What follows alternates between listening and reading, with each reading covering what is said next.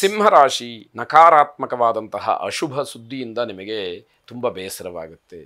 ಏನೋ ಈ ಕೆಲಸ ನಿನ್ನಿಂದ ಆಗೋದಿಲ್ಲ, ಅಥವಾ ನೀನು ಈ ಕೆಲಸಕ್ಕೆ ಹೋಗಬೇಡ, ಇಂಥ ಕಡೆಗೆ ಹೋಗಬೇಡ, ಇಂಥವರ ಜೊತೆಯಲ್ಲಿ ವಿಶ್ವಾಸವನ್ನು ಇಟ್ಕೊಳ್ಬೇಡ, ಆ ವ್ಯವಹಾರ ಬೇಡ ಅಂತ ಹೇಳಿ ಮಾತುಗಳು ಹೊರಗಿನಿಂದ ಏನು ಬರುತ್ತೆ ಆ ಮಾತನ್ನು ಕೇಳಿ ಬಹಳ ಬೇಸರ ಆಗ್ತಕ್ಕಂಥದ್ದಿದೆ. ಪ್ರಯತ್ನಪೂರ್ವಕವಾದಂತಹ ಕೆಲಸಗಳು ಯಶಸ್ಸನ್ನು ಕೊಡುತ್ತೆ. ನಾನು ಈ ಕೆಲಸ ಮಾಡೇ ಸಿದ್ಧ, ಇದರಿಂದ ನಾನು ಜಯವನ್ನು ಸಾಧಿಸ್ತೀನಿ, ಇದರಿಂದ ಏನು ಆಪತ್ತು ಬಂದರೂ ನಾನು ತಡ್ಕೊಳ್ತೀನಿ ಅಂತಕ್ಕಂತಹ ಒಂದು ಹುಚ್ಚು ಧೈರ್ಯ ಏನಿದೆ ಅದು ನಿಮಗೆ ಯಶಸ್ಸನ್ನು ಕೊಡುತ್ತೆ. ಹಾಗಂತ ಎಲ್ಲ ಸಂದರ್ಭದಲ್ಲೂ ಕೂಡ ಅದು ಒಳ್ಳೆಯದಲ್ಲ. ಕೆಲವು ಸಂದರ್ಭದಲ್ಲಿ ಅದನ್ನು ನಾವು ಚಾಲೆಂಜ್ ಆಗಿ ತಗೊಳ್ಬೇಕಾದಂತಹ ಪರಿಸ್ಥಿತಿ ಇರುತ್ತೆ. ಆದರೆ ಅದು ಸಮಯವನ್ನು ನೋಡಿಕೊಂಡು ನಿರ್ಧಾರ ಮಾಡುವಂತಹ ವಿಚಾರ ಆಗಿರಬೇಕು ಅನ್ನುವಂಥದ್ದು.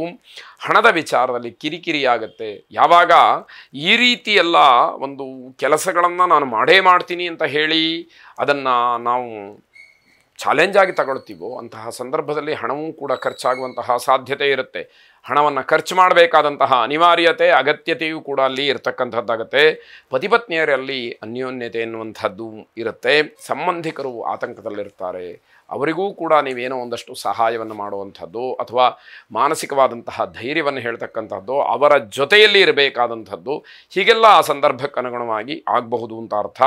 ತುಂಬ ತಾಳ್ಮೆ ಇರಬೇಕು. ಎಲ್ಲೂ ಕೂಡ ತಾಳ್ಮೆಯನ್ನು ಕಳ್ಕೊಳ್ಬಾರ್ದು.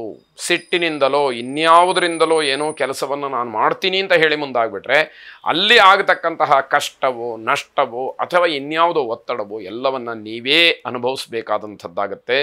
ಚೌಡೇಶ್ವರಿಯನ್ನು ಪ್ರಾರ್ಥನೆ ಮಾಡಿ. ಶುಭವಾಗಿ.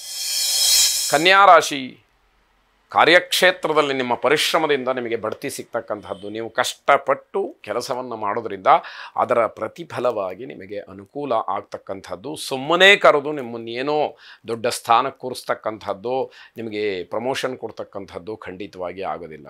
ನಿಮ್ಮ ಪರಿಶ್ರಮವನ್ನೇ ಪರಿಗಣನೆಗೆ ತೆಗೆದುಕೊಂಡು ನಿಮಗೆ ಅನುಕೂಲವನ್ನು ಮಾಡ್ತಕ್ಕಂಥದ್ದು. ಯಾರು ಈ ಪರಿಶ್ರಮವನ್ನು ಪಟ್ಟಿದ್ದೀರಿ ಅವರಿಗೆ ಅನುಕೂಲ ಆಗುತ್ತೆ. ಉಳಿದವರದ್ದು ವಿಚಾರ ನಿಮಗೆ ಗೊತ್ತಾಗುವಂಥದ್ದು. ಇಂಜಿನಿಯರಿಂಗ್ ವಿದ್ಯಾರ್ಥಿಗಳಿಗೆ ಅಥವಾ ಇಂಜಿನಿಯರ್ಸ್ಗೆ ಅಸಮಾಧಾನ ಆಗ್ತಕ್ಕಂತಹ ಸಂದರ್ಭ.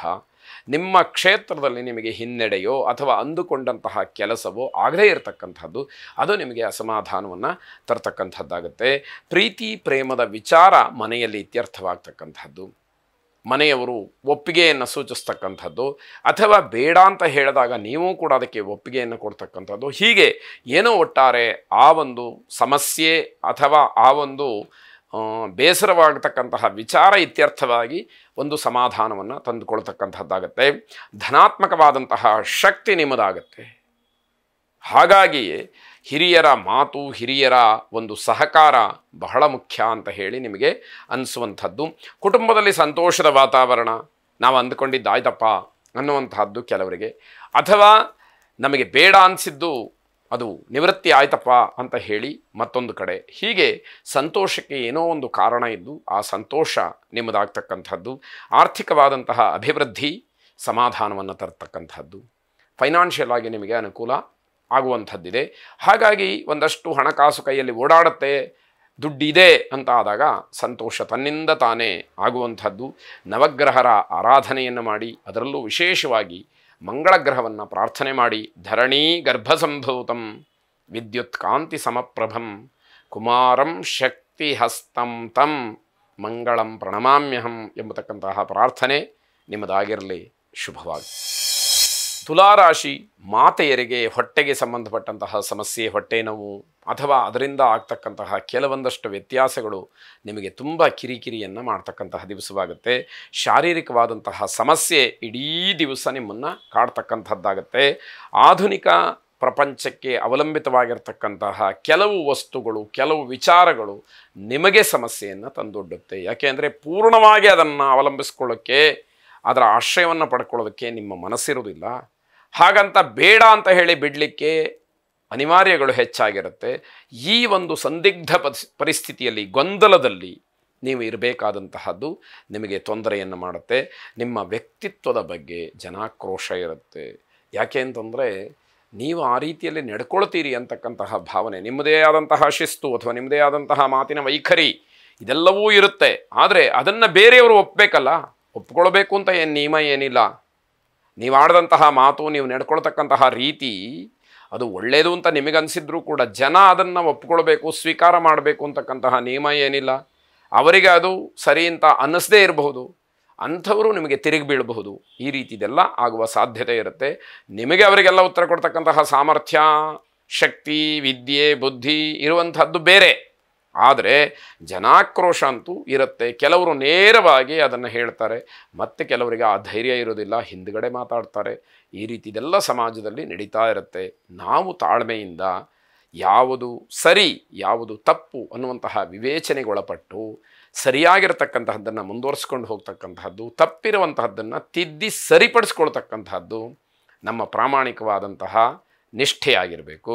ಆಗ ಬೆಲೆ ತನ್ನಿಂದ ತಾನೇ ಹೆಚ್ಚಾಗ್ತಕ್ಕಂಥದ್ದಾಗತ್ತೆ. ಆಸ್ತಿಯ ವಿವಾದ ಸಮಸ್ಯೆ ಆಗ್ತಕ್ಕಂಥದ್ದಾಗತ್ತೆ. ಅದನ್ನು ನೋಡಿ ಸರಿ ಮಾಡಿಕೊಳ್ತಕ್ಕಂತಹದ್ದು ಅನಗತ್ಯವಾದಂತಹ ಖರ್ಚು ಬೇಸರವನ್ನು ತರುತ್ತೆ. ಕುಟುಂಬದಲ್ಲಿ ಮಾತ್ರ ಸಂತೋಷದ ವಾತಾವರಣ ಇರುತ್ತೆ.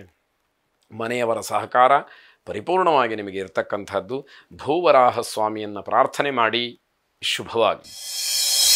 ವೃಶ್ಚಿಕ ರಾಶಿ ಪ್ರತಿಯೊಂದು ವಿಚಾರದಲ್ಲೂ ಕೂಡ ಜವಾಬ್ದಾರಿಯಿಂದ ವರ್ತಿಸಬೇಕು. ಎಲ್ಲಿ ಬೇಜವಾಬ್ದಾರಿತನ ಕಾಣುತ್ತೋ ಅಲ್ಲೆಲ್ಲ ನಷ್ಟವಾಗತ್ತೆ. ಮತ್ತೆ ಸರಿಪಡಿಸ್ಕೊಳ್ಳೋದಕ್ಕೆ ಸಾಧ್ಯ ಆಗದೇ ಇರತಕ್ಕಂತಹ ಪರಿಸ್ಥಿತಿಯನ್ನು ತಲುಪಬೇಕಾಗತ್ತೆ. ತುಂಬ ಎಚ್ಚರಿಕೆಯಿಂದ ಇರಬೇಕು. ಪ್ರತಿಯೊಬ್ಬನ ಮನುಷ್ಯನಲ್ಲೂ ಕೂಡ ಕೆಲವೊಂದು ವಿಚಾರಗಳು ಎಲ್ಲ ಸಮಯದಲ್ಲೂ ಪುನರಾವರ್ತನೆ ಆಗತ್ತೆ ಅಂತ ಹೇಳಕ್ಕೆ ಬರೋದಿಲ್ಲ. ಯಾವತ್ತೋ ಒಂದು ದಿವಸ, ಒಂದು ಗಳಿಗೆ, ಒಂದು ಮುಹೂರ್ತ ಅಥವಾ ಯಾವುದೋ ಒಂದು ಶುಭ ಸಂದರ್ಭವೋ ಅಥವಾ ಕೆಟ್ಟ ಸಂದರ್ಭವೋ ಆ ಸಮಯದಲ್ಲಿ ಒಂದು ಘಟನೆ ನಡೆದು ಬಿಡುತ್ತೆ.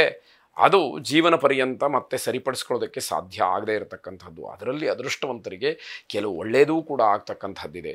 ಆದರೆ ನತದೃಷ್ಟರಿಗೆ ಆಗತಕ್ಕಂತಹ ತೊಂದರೆ ಇದೆಯಲ್ಲ, ಅದು ಜೀವಮಾನವಿಡೀ ಕಹಿ ಘಟನೆಯಾಗಿಯೇ ಕಾಡ್ತಕ್ಕಂಥದ್ದಾಗತ್ತೆ. ಎಚ್ಚರಿಕೆ ಇರಲಿ. ಹಳೆಯ ಸಂಬಂಧಗಳು ಪುನಃ ಒಂದಾಗ್ತಕ್ಕಂತಹ ಯೋಗ ಇದೆ. ಯಾವುದೋ ಒಂದು ಶುಭಗಳಿಗೆ ನಿಮ್ಮನ್ನು ಒಟ್ಟಿಗೆ ಸೇರಿಸ್ತಕ್ಕಂಥದ್ದಾಗತ್ತೆ. ಕೆಟ್ಟ ಗಳಿಗೆಯಲ್ಲಿ ಏನೋ ಒಂದು ಘಟನೆ ನಡೆದಿರಬಹುದು ಅನ್ನುವಂಥದ್ದು ಗ್ರಹಗತಿಯಿಂದ ಗೊತ್ತಾಗ್ತಕ್ಕಂಥದ್ದು. ಪ್ರೇಮಿಗಳಿಗೆ ಶುಭವಾದಂತಹ ದಿವಸ, ಜೊತೆಗೆ ಪ್ರೇಮಿಸಿ ಮದುವೆಯನ್ನು ಮಾಡಿಕೊಂಡಂಥವ್ರಿಗೆ ಬಹಳ ಅನುಕೂಲವಾಗ್ತಕ್ಕಂತಹ ದಿವಸ ಇದು. ನೀವು ಭಾಗವಹಿಸ್ತಕ್ಕಂತಹ ಎಲ್ಲ ಕೆಲಸ ಕಾರ್ಯಗಳಲ್ಲಿ, ಸಂದರ್ಶನಗಳಲ್ಲಿ ನಿಮಗೆ ಯಶಸ್ಸು ಅಂತಕ್ಕಂಥದ್ದಿದೆ. ಅಣ್ಣ ತಮ್ಮಂದಿರ ಜೊತೆಯಲ್ಲಿ ಜಗಳ ಆಗ್ತಕ್ಕಂತಹ ಸಾಧ್ಯತೆ. ಅದು ಸಾತ್ವಿಕವಾದಂತಹ ಜಗಳ ಆಗಿಬಿಟ್ರೆ ಏನೂ ಸಮಸ್ಯೆ ಇಲ್ಲ.